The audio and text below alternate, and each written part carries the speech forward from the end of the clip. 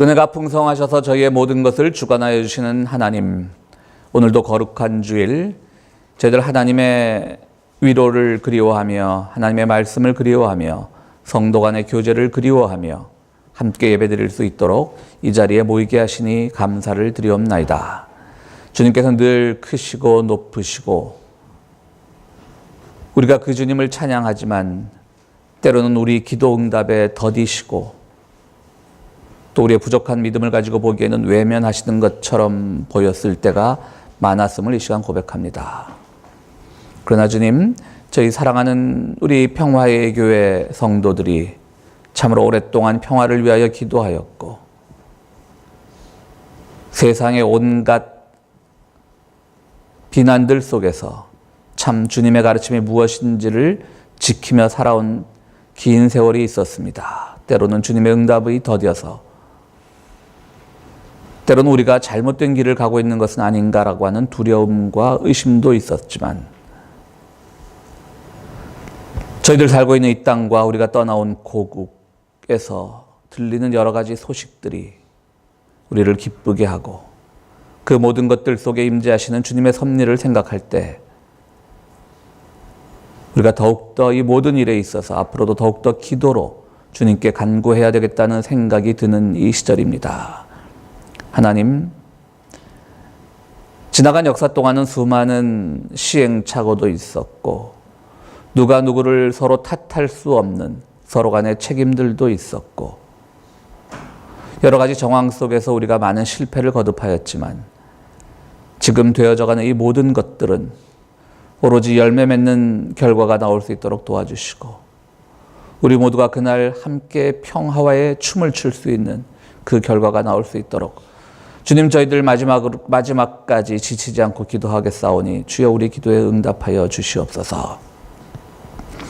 그래 다시 우리 고국을 생각할 때마다 분단이니 전쟁이니 미움이니 증오니 이런 단어가 떠올려지는 것이 아니라 사랑과 평화와 그리고 서로 나눔과 서로 이해와 격려가 우리 고국을 생각할 때마다 우리 머리에 가장 먼저 떠오르는 단어가 되는 그 시절을 우리가 기다리고 있사오니 주여 응답하여 주시옵소서.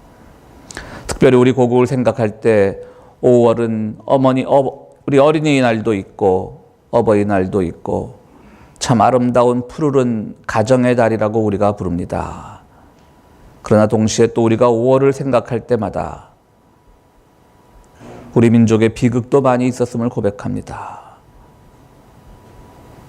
자기 나라 군대에 의해서 무참히 학살당한 광주의 아픔도 5월에 있었고 참으로 정의로운 국가를 만들어 보려고 애썼던 한 대통령의 죽음도 있었고 주님, 이 비극과 또 가정과 이 혼재되는 이 달이 이제는 우리에게 평화로만 기억될 수 있도록 평화의 달이 될 수 있도록 우리 모두를 축복하여 주시옵소서. 아버지 하나님, 저희들 늘 부족합니다. 많은 교회들이 넘쳐나는 인원을 주체하지 못할 때에 저희들 비록 적은 인원이지만 주님 앞에 바로 서려고 노력합니다. 물론 그 바로 서는 과정에서 우리가 행하는 것만이 오직 의가 아니라는 것 압니다. 우리 역시 부족하다는 것 압니다. 그러나 주님, 저희들 늘 지치지 않도록 지켜주시고 격려해 주셔서 우리 평화의 공동체가 늘 주님 보시기에 아름다운 공동체가 될 수 있도록 주여 도와주시옵소서. 우리 교우들을 위하여 기도합니다. 특별히 병중에 있는 교우들, 주님께서 정말 위로하여 주시고 우리들에게 치유의 기쁜 소식이 들릴 수 있도록 주여 도와주시옵소서. 특별히 사랑하는 아버지를 하나님의 품으로 보낸 우리 권사님 기억하여 주시고 그 후손들에게도 주님께서 큰 위로와 사랑으로 함께하여 주시옵소서. 또한 저희들에게 맡겨주신 우리의 자녀들, 세상의 성공을 최고의 기준으로 생각하는 삶을 살지 않도록 우리 부모 세대가 그것을 가장 먼저 실천할 수 있도록 주여 도와주옵시고 그들이 자랄 때마다 그들이 성장해 나갈 때마다 주님께서 늘 동행하여 주시는 큰 버팀목이 될 수 있도록 주여 도와주시옵소서. 오늘 예배에 참여한 우리 모두들에게 주님 각기 다양한 기도의 제목들이 있습니다. 주님께서 우리의 기도를 들으시고 정말 그것이 하나님 뜻에 부합하는 기도일 때 우리에게 응답하여 주시고 또 각기 또 다양한 상황에서 여러 가지 가정의 고민, 일터의 고민들이 있을 때에 주님 거기도 위로하여 주시옵소서. 오늘 이 예배가 온전히 주님께 드려지는 예배가 되기를 원합니다. 주여 이 예배를 받아주시고 끝까지 우리와 함께 동행하여 주시옵소서. 예수 그리스도 이름으로 기도드리옵나이다. 아멘. 예수께서 어느 날 제자들과 함께 골프를 치러 가셨습니다. 그래서 멋있게 티샷을, 드라이브샷을 날렸는데요. 그만 첫 번째 날린 예수께서 날린 공이 연못에 빠져버렸습니다. 제자들이 선생님, 스승님 다시 치셔야 되겠습니다. 그랬더니 예수는 듣지도 않고 묵묵히 연못으로 걸어가더니 무리를 걸어갔습니다. 성경에 무리를 걷는 게 나오거든요. 그 제자들이 깜짝 놀랐고 암만 무리로 걸어가도 이건 타이거 우즈도 못 쳐내는 겁니다. 그런데 예수님이 고집을 꺾지 않으시고 그 공을 쳤는데 결국 못 쳤습니다. 지나가는 사람들이 그분이 예수인 줄 못 알아보고 조롱했습니다. 저 사람 지가 예수인 줄 아나 봐. 무리를 걸어가네. 그랬습니다. 그러니까 제자들이 좀 창피하죠. 그렇게 말렸는데 고집 피우고 치니까. 그러니까 제자들이 예수인 줄 아네, 예수를 흉내내네라고 하는 그 다른 골퍼들의 비난을 뒤로 하면서 창피하니까. 글쎄 말이에요. 하물며 저 사람은 예수 흉내만 내는 게 아니라 감히 자기가 타이거 우즈 흉내를 내고 있어요. 라고 했다라는 겁니다. 이게 참 우리 동양 사람들과 서양 사람들의 그 웃음 코드가 터지는 코드가 달라서 그런데요. 이게 아마 이게 영어로, 이게 본래 제가 그 미국 영어로 된 거디 그 조크를 본 건데요. 아마 미국 사람들이 이런 얘기하면 되게 웃었을 거예요. 그죠? 근데 우리는 조금 코드가 다릅니다. 결론은 이겁니다. 일단 예수님은 성경에 보면 무리를 걷는 기적을 하지만 골프공은 안 뜹니다. 골프공은 걸을 수가 없습니다. 그러니까 예수님이 무리를 하신 거죠. 그죠? 골프공은 빠졌고 자신만 무리해서 헛 골프 스윙만 하면 뭐 하겠습니까? 근데 그건 뭐 조크니까 그렇게 받아들이고요. 두 번째, 이 조크가 준 두 번째가 아주 의미심장한 겁니다. 뭐냐면, 그래요. 감히 자기가 지금 타이거 우즈를 흉내를 내고 있잖아요. 라고 하는 겁니다. 제자들이 다른 골퍼들을 향해서 하면 그게 뭐겠습니까? 오늘날 교회 현실이라고 하는 것이 세상이 교회를 향해서 교회가 가는 길을 본받고 따라하고 해야 되는데 교회라고 하는 것이 오히려 마치 골프에서 예수께서 타이거 우즈를 흉내냈듯이 교회라고 하는 것이 오히려 사회의 여러 가지 방식을 따라가는 것을 비아냥거리는 그러한 조크입니다. 그렇습니다. 우리가 우리 교회는 그런 걸 하지 않지만 한국 교회들 보면 총동원주일이란 걸 합니다. 그래서 사돈의 8촌까지 다 끌고 나와서 그날은 막 기념품도 주고 교회 막 행사도 그냥 거창하게 하고 그러죠.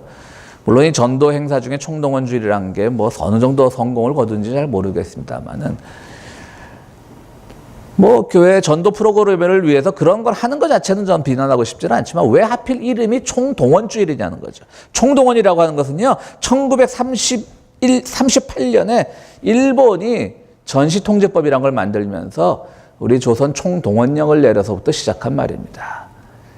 그러니까 우리 한국교회가 일제시대 때 일본이 우리나라를 침략을 용이하기 위해서 만들어낸 그 총동원령이란 걸 아직도 교회에서 쓰고 있는 겁니다. 교회가 사회를 흉내내고 있는 겁니다. 사회를 선도해야 될 교회가 사회를 흉내내고 있는 겁니다. 그것뿐이겠습니까? 오늘 교회 성장에 있어서 많은 비즈니스 모델들이 동원이 되고 교회만의 어떤 독특한 가치관이나 세계관보다는 비즈니스 모델을 흉내내고 저도 교회인이 안 늘다 보니까 주변에 걱정하는 사람들이 그래요. 제발 비즈니스 좀 잘하세요. 그래도 참, 이건 물론 농담으로 하는 거지만, 그렇게 오늘날 교회는 성장만이 최고의 가치고 그것을 위해서는 교회의 어떤 고유한 교회다움은 뒤로 한 채 어떤 비즈니스 모델을 도입해야만 살 수 있는 그런 어려운 현실에 나와 있는 겁니다. 말씀드렸듯이 오늘은 예수님이 무리에서 걸어서 골프 치신 얘기가 아니고 진짜 무리를 걸은 얘기입니다. 우리 성경을 보면 무리라는 게 성경에서 굉장히 중요한 상징 언어로 쓰이고 있습니다. 먼저 하나님이 태초에 천지를 창조하실 때 하나님의 영이 지면에 무리를 감돌고 있었다라는 말로 시작을 합니다. 즉 하나님이 천지를 창조하실 때 그 이전은 아무것도 없는 카오스의 상태였다면요. 하나님의 영이 그 시면을 무리를 돌면서 이제 그 무리, 우주 질서 속으로 들어오는 즉 하나님의 질서 속으로 들어오는 코스모스의 상태가 되었다는 것으로 성경은 시작을 하고 있습니다. 즉 이제 물은 어떤 조화의 상징이 되었습니다. 하나님은 그것을 통해서 천지 창조 때부터 우주 만물에 질서를 부여한 분으로 우리에게 묘사되고 있습니다. 노아의 홍수 이야기는 또 어떻습니까? 하나님이 인간 세상에 죄가 만연해서 홍수로 모든 것을 씻어내셨다라고 하는 이것은 여기서 물은 세상을 정화하는, 즉 깨끗게 하는 도구로 쓰인 것이 물이고요. 동시에 그것을 통해서 회개가 일어났기 때문에 물은 또 회개의 상징이기도 합니다. 바로 우리 예수님께서 처음으로 사역을 시작하실 때 요단강에서 세례 요한에게 세례를 받으신 것, 물 세례를 받으신 것도 어떤 정화, 깨끗해짐, 변화의 상징으로 성경에서 물은 매우 중요합니다. 또 출애굽기에 우리 모세가 바로 왕의 그 추격을 피해서 가나안 땅을 향해 도망갈 때 그 바닷물이 또 양쪽으로 쫙 갈라지는, 거기서도 또 물의 기적이 나옵니다. 오늘 예수님께서 무리를 걸으셨다라고 하는 기적인데요. 지난주에 우리 오병이어의 기적을 할 때도 이것이 어떻게 가능하냐라고 하는 것은 사실은 그것은 별로 중요하지 않습니다. 우리는 이 성서의 메시지를 통해서 주님께서 이 사건을 통해서 우리에게 하시고자 하는 말씀을 캐치해내는 것이 중요하지, 이것이 어떻게 가능하냐? 실제로 한 수십 년 전에 어떤 카톨릭 신부님이 물신을 개발해서 한강을 걸은 적이 있으세요. 그래서 자기도 예수님도 이런 신을 신었을 것이다, 이렇게 추정하고 그러셨는데 그건 중요한 게 아닙니다. 또 어떤 사람들은 합리적으로 해석한답시고 사실은 그 얕은 물가를 걸었는데 제자들이 모르고 있다가 무리를 걸은 것처럼 보였다, 그렇게 합리적인 해석을 하려는 분들도 있는데 그것 역시 중요한 게 아닙니다. 그냥 무리를 걸었다는 사실이 중요한 겁니다. 거기서 과학적이고 합리적인 분석은 우리에게 중요하지 않습니다. 어쨌든 주님은 바다 위를 걸으셨는데요. 엄격히 말해서 이건 바다는 아닙니다. 호수입니다. 워낙 그 이스라엘이라는 나라가 작다 보니까 호수들을 바다라고 불렀고요. 그 아람어에서는 바다와 호수가 같은 단어가 되어 있습니다. 그분들은 바다를 못 본 거죠. 어떻게 보면. 그러니까 바다와 호수가 같은 단어인데요. 그 갈릴리 호수 옆에 그 높은 그 헐몬산, 이제 우리 성경에 헐몬산, 헤르멘산이라는 게 나오죠. 거기서 내려온 찬 공기와 이 저지대의 따뜻한 공기가 마주쳤을 때 갑자기 그 바람이 심하게 부는 경우가 있다고 합니다. 알다시피 호수라고 하는 것은 잔잔한 물이기 때문에 파도가 일 리가 없잖아요. 그죠? 바다면 파도가 일지만 오늘 한국 성경엔 바다라고 되어 있지만 호수거든요. 그러니까 파도가 일 리가 없는데 거기 막 파도가 이른 거예요. 그게 바로 지형적으로 헐몬산의 찬 기운과 저지대의 높은 기운이 만나면서 일어나는 현상이라고 합니다.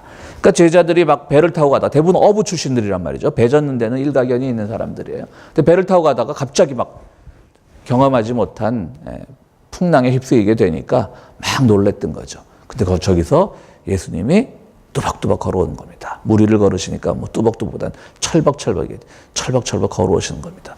그러니까 제자들이, 이것은 마태복음에도 나오고 마가복음에도 나오는 얘기인데요.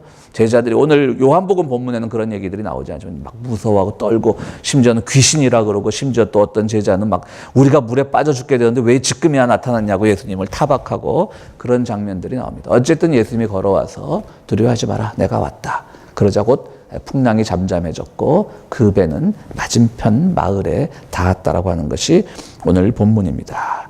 그렇습니다. 참 배라고 하는 것, 바도라고 하는 것, 호수라고 하는 것, 물이라고 하는 것은 창세기에서는 예수님께서 카오스를 코스모스의 상태로 바꿔놓은, 즉 무질서를 질서의 상태로 바꿔놓은 그런 상징으로도 쓰이지만 때로는 두렵고 많은 파도나 이런 풍랑을 소재로 한 영화도 많이 있듯이 타이타닉 같은 것도요. 물론 그건 실화를 바탕으로 한 거지만 예전에 또 포세이돈 어드벤처라고 하는 이 영화도 있었고요. 포세이돈은 그리스 신화에 나오는 그 바다 파도의 신입니다.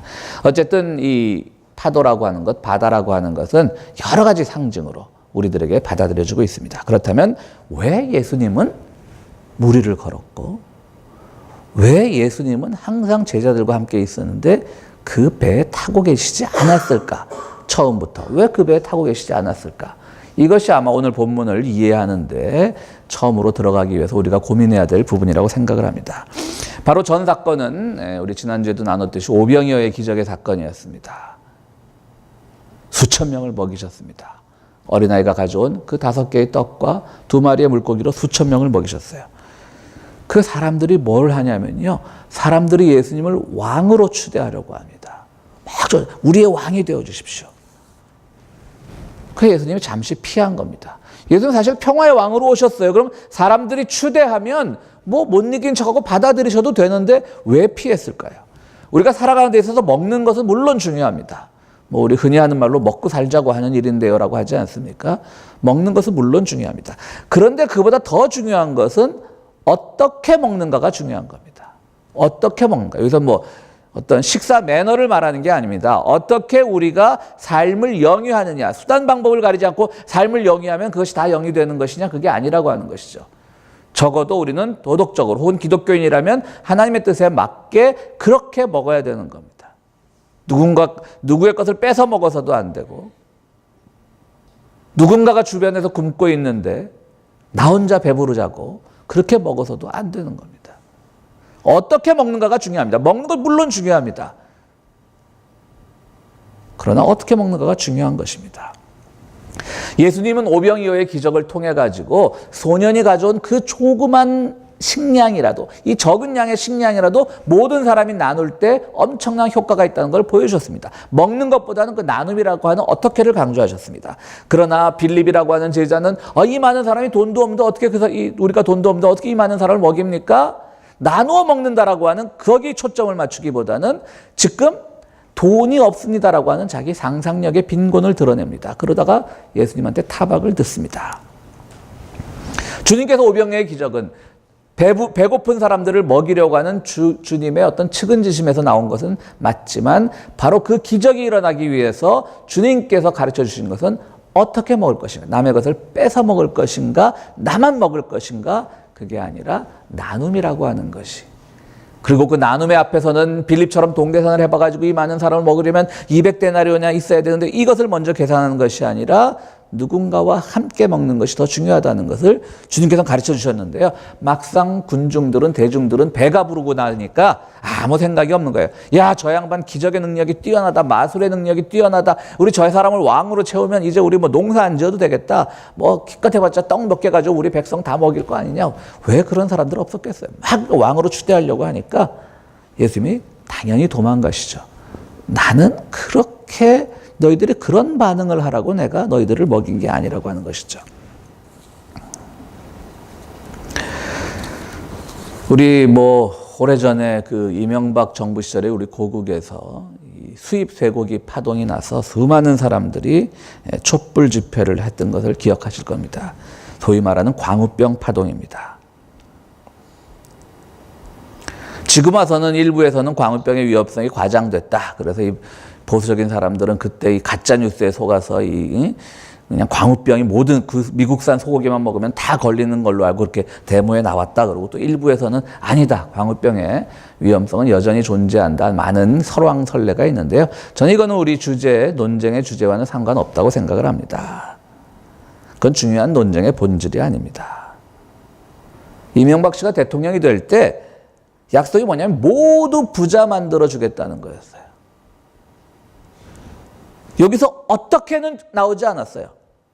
왜냐하면 자기가 어떻게는 자신에게 있어서 어떻게는 굉장히 수치스러운 부분이거든요. 수단 방법 가리지 않고 부를 축적하는 사람은. 그러니까 부자 만들어주겠다 그러니까 사람들이 글을 막 찍은 거예요. 어떻게 잘 먹여주겠다는 얘기였어요. 그러나 전임 노무현 정부에서 어떻게 했습니까? 먹여주겠다는 것보다는 어떻게를 더 강조를 했습니다. 자, 많은 사람들이 세금 좀 더 내세요. 집 많이 가진 사람은 조금 더 고율의 세금을 적용할 터이니 거기에 협조해 주세요. 다 먹으려면 당신들의 양보가 필요합니다라고 하는 어떻게 강조를 둔 거예요. 그러니까 집이 예를 들어 5채 있으면 다 조그만 집이라면 뭐 5채, 한 채 한 채마다 세금이 적으니까 그걸 5채로 불리면 큰 재산이 되니까 그 5채를 그 사람의 하나의 그 재산으로 해서 합산을 해서 종합적으로 합산해서 세금을 물리겠다 이랬으니까 막 사람들이 야단을 했죠. 누가 제일 비난했는지 아시죠? 그 종합부동산세를. 집 한 채 있는 사람들이. 자기들은 그 세금 때문에 어떤 피해도 입지 않을 사람들이.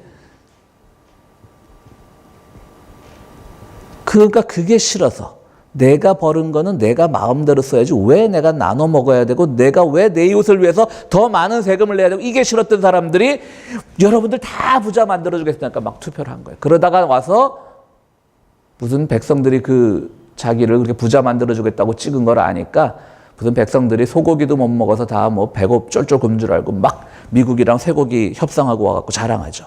내가 아주 회담을 유리하게 이끌었습니다. 그래서 막 나이 든 늙은 소도 막 싼값에 우리가 막 갖고 오기로 했습니다. 이거는 광우병이 주제가 아니었어요. 어떻게 보면 민중들의 자책감입니다. 아, 우리가 뭘 한 거지? 그 투표 현장에서 우리가 뭘 찍은 거지? 즉 쇠고기가 중심이 아니었던 거죠. 저는 그래서 굉장히 시민사회 발전의 가능성이 있다고 믿었던 사람이었고 그 발전이 바로 우리가 탄핵이라고 하는 촛불혁명을 이뤄내지 않았습니까? 창피했던 거예요. 어떻게 먹는가가 중요한 것인데 우리는 먹는 거에만 강조를 뒀던 거예요.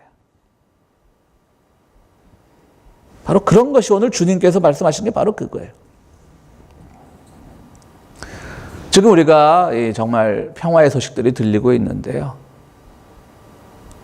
뭐 북한을 악마화하고 그런 생각을 가진 분들은 우리 교회 없으니까 다행인데, 우리 교회처럼 이제 북한을 늘 이해하려고 하는 분들이 지금 고민이 뭐냐면 북한이 개방이 되면 그 천박한 자본주의가 들어가서 타락하지 않을까. 그게 참, 저도 그래요. 그래서 저는 이제는 뭐 평화회담도 잘 되리라고 계속 기도하지만 이제 그것이 완전히 결론이 나면 이제 우리 교인들은 기도의 제목은 바뀌어야 돼요. 우리가 자본주의 사회에서 이뤄내지 못했던 것들 그 사회만이라도 사회주의적 나눔이 실천될 수 있도록 좀 더 개방해서 외부 원조가 있고 외부랑 경협을 하게 되면 그 나라 경제는 훨씬 좋아지겠지만 그 과정에서 천박해지지 않도록 그 사회가 사회주의적 나눔의 실천을 잘 본보기로 보일 수 있는 나라가 될 수 있도록 우리는 또한 기도를 해야 될 겁니다. 지금 군중들이 생각하는 것은요, 바로 먹는 거에만 초점을 둔 겁니다. 한 소년이 음식을 제공해서 나누어 먹게 됐다는 것은 생각하지 않습니다. 그러니까 이 대중들은요, 예수님을 왕으로 만들겠다는 게 뭐냐면요, 지금 예수님을 이명박 만들겠다는 거예요. 우리 예수님이 바보가 아니시거든요. 가끔 타이거 우즈 흉내내도 이명박을 되고 싶지는 않으시거든요. 그러니까 도망가신 거죠. 잠시 자리를 피했던 겁니다. 그런데 예수님이 자리를 피한 동안 어떤 일이 일어났냐면요, 제자들이 배를 타고 건너 마을로 떠나버린 겁니다. 마태 마가복음에 나오는 똑같은 사건을 보면 예수께서 너희 먼저 가라께 재촉했다고 이렇게 나와 있는데요, 오늘 요한복음엔 그렇게 나와 있지 않습니다. 재촉했다는 말이 빠져 있습니다. 저는 오히려 이 요한복음의 그 기술이 훨씬 더 정확하다는 생각이 들었습니다. 왜냐하면 오늘 22절 마지막 절에 보면 그 다음 날이 되어서야 제자들만 따로 떠났다는 것을 알게 되었다라는 말이 나옵니다. 바꾸어 말하면 제자들은 지금 그 오병이어라고 하는 엄청난, 정말 이 5천 명을 대상으로 한 엄청난 기적의 사건 속에서 굉장히 지금 흥분되어 있었던 거예요. 야, 이제 우리가 됐다. 이제 우리 세상이 됐다. 우리 주님만 따라다니면 저 백성들의 함성이 들리지 않느냐. 저 백성들의 함성을 들어보니까 다 왕으로 모시려고 한다. 이제 우리 세상이 됐다. 이제 우리 고생 끝이다.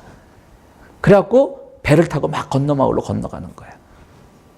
예수님이 잠시 산으로 피신해서 기도하는 건 어쩌면 제자들도 깜빡 잊지 않았을까라는 생각을 해보게 됩니다. 그들은 지금 모든 것이 다 된 건 줄 압니다. 그들이 되지 않은데 모두가 다 부자가 된 줄 아는 겁니다.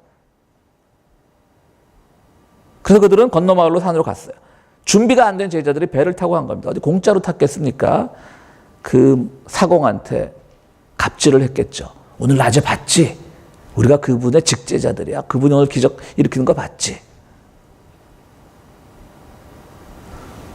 그러면서 배를 타고 갔겠죠. 돈 안 줬을 거라고 봅니다. 돈이 어디서 왔습니까, 제자들이? 더 중요한 건 뭐냐면요, 이들이 맞은편 마을까지 걸어가지 않고 배를 탔다라고 하는 겁니다.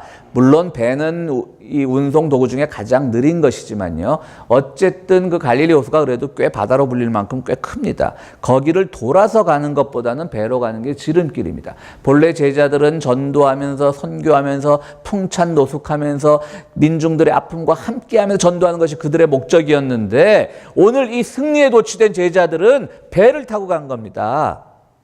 다 자기들 세상이 된 줄 안 겁니다. 오죽했으면 예수가 탄지 안 탄지도 몰랐겠습니까? 적어도 요한복음의 진술에 따르면 그래요. 마태, 마가는 예수께서 재촉해서 보냈다라고 그렇게 되어 있지만 신난 겁니다. 뭐 가면서 이제 뭐 배에서 별의별 얘기를 다 했겠죠. 야, 네가 통일부 장관 맡아. 네가 뭐 우리 예수께서 왕 되면 네가 뭐 맡아. 무슨 대신 맡아 그러고.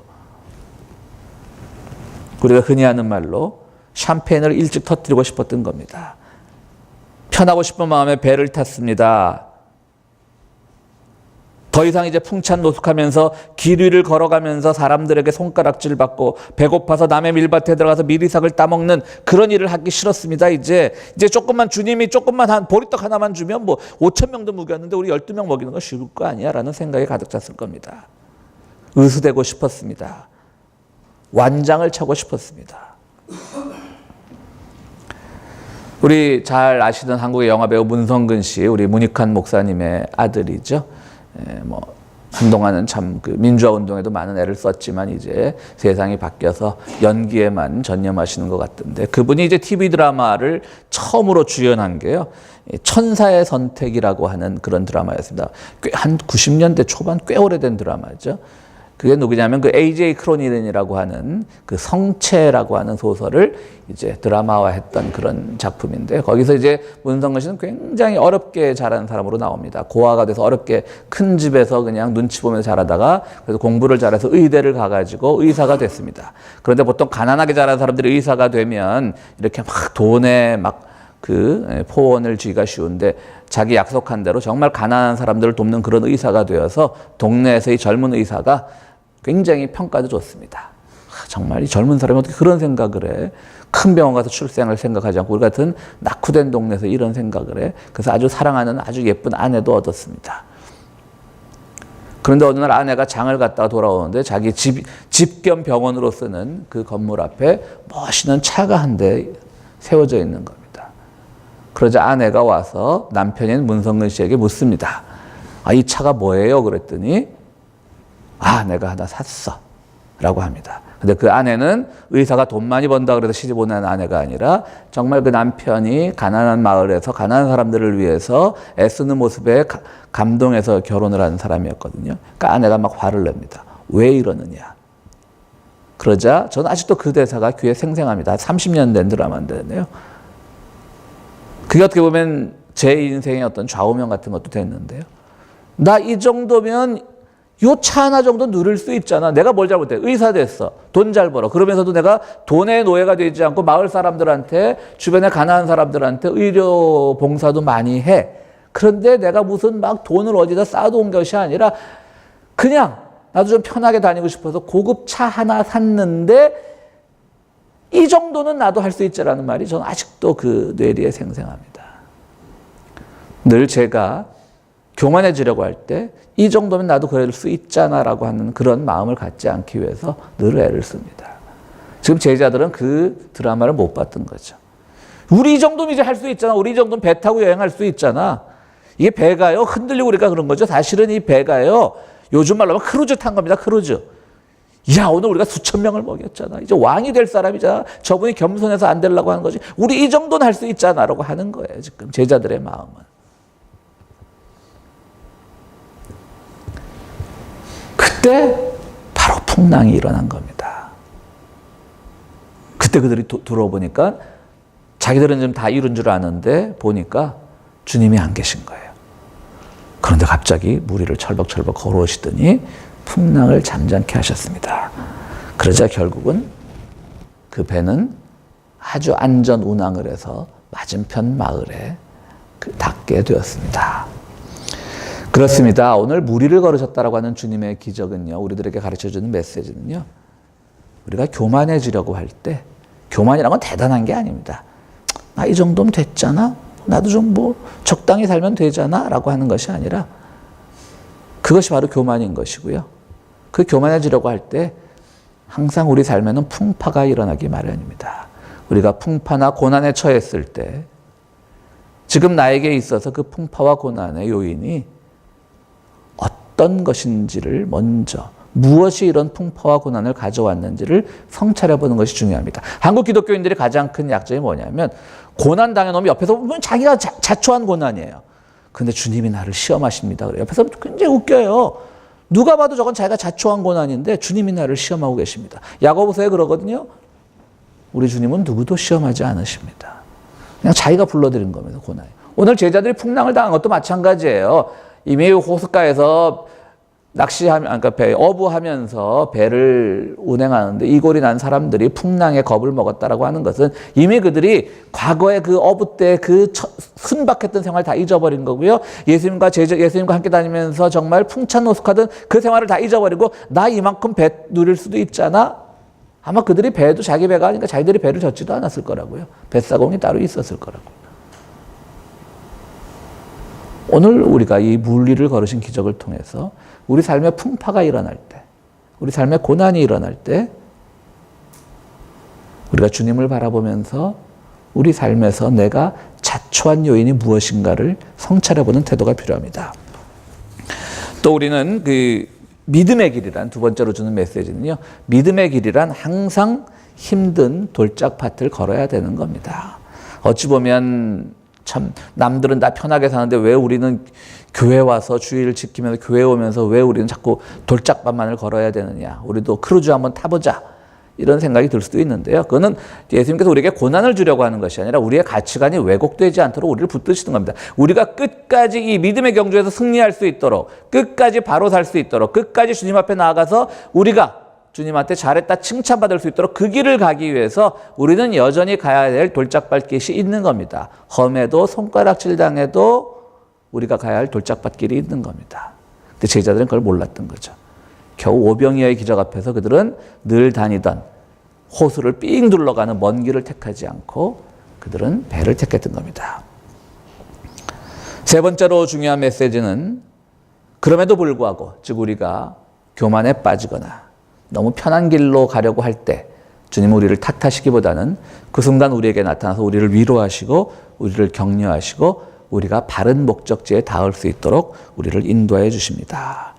왜 너희들은 걷지 않고 배를 타고 갔냐고 탓하지 않으시고 무리를 걷는 기적을 통해서 우리와 함께하고 계십니다.